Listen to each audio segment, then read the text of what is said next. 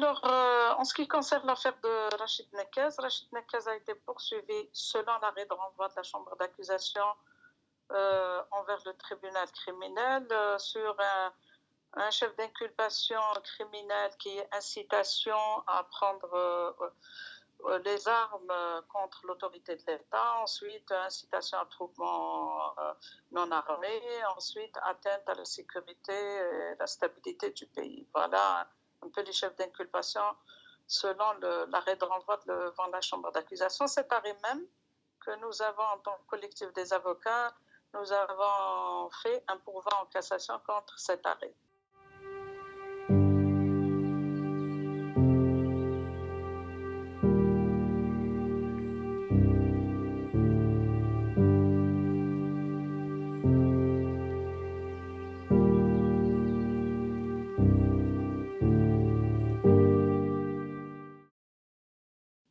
Non, ce n'est pas question de retarder, parce que vous savez, l'arrêt de renvoi de la chambre d'accusation devant le tribunal criminel, s'il n'avait pas fait l'objet d'un pourvoi en cassation, peut-être qu'on pourrait voir Rachid Nekez passer devant la prochaine session criminelle de première instance au niveau du tribunal de Dar el Beida. Mais comme on a interjeté un pourvoi en cassation contre cet arrêt de la chambre d'accusation, donc on est tributaire de la décision de la Cour suprême ou la Cour de cassation.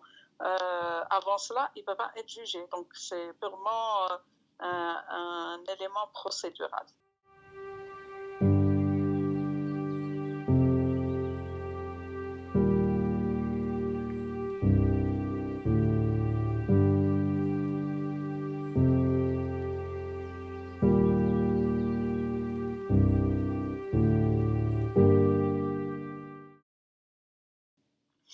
Pourquoi on n'a pas encore eu l'arrêt de la chambre d'accusation qui a été rendu hier? On a eu le verdict du rejet de la demande de liberté provisoire, mais les attendus de ce rejet, on ne les connaît pas encore. Il va falloir attendre quelques jours jusqu'à ce que l'arrêt soit rendu et soit accessible à la défense.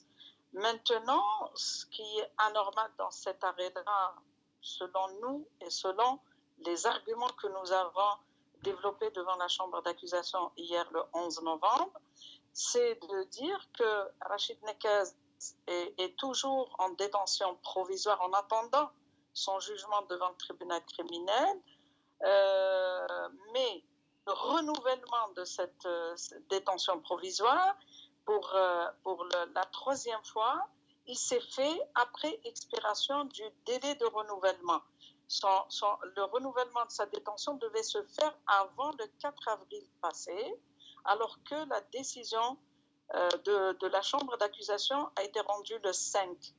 Donc, en dehors des délais. La détention provisoire est réglementée par le Code de procédure pénale et les délais sont aussi réglementés très précisément et que nous avons considéré en demandant cette liberté provisoire que Rachid Nekez, depuis le 5 avril 2020, serait en détention abusive ou arbitraire puisque le renouvellement de cette détention provisoire s'est fait après le délai de renouvellement légal.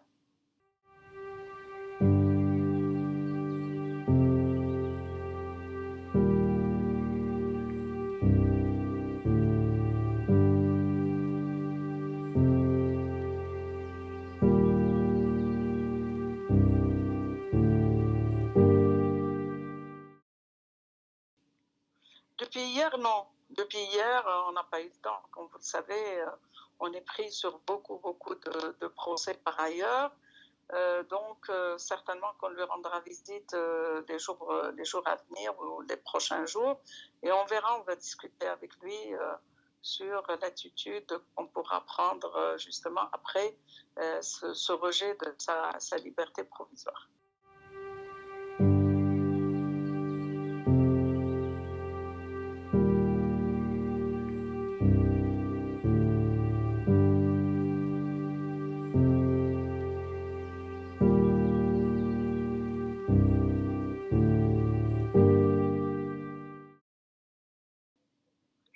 pas du tout. Moi, je peux vous dire qu'à chaque fois, personnellement, hein, et le collectif des avocats est assez nombreux, qui défend Rachid Nekez, au moins une fois par semaine, il y a du collectif, un avocat du collectif qui lui rend visite et on parle de lui, on fait souvent des posts sur la page Facebook, sur son état de santé, moral, physique, les conditions de détention.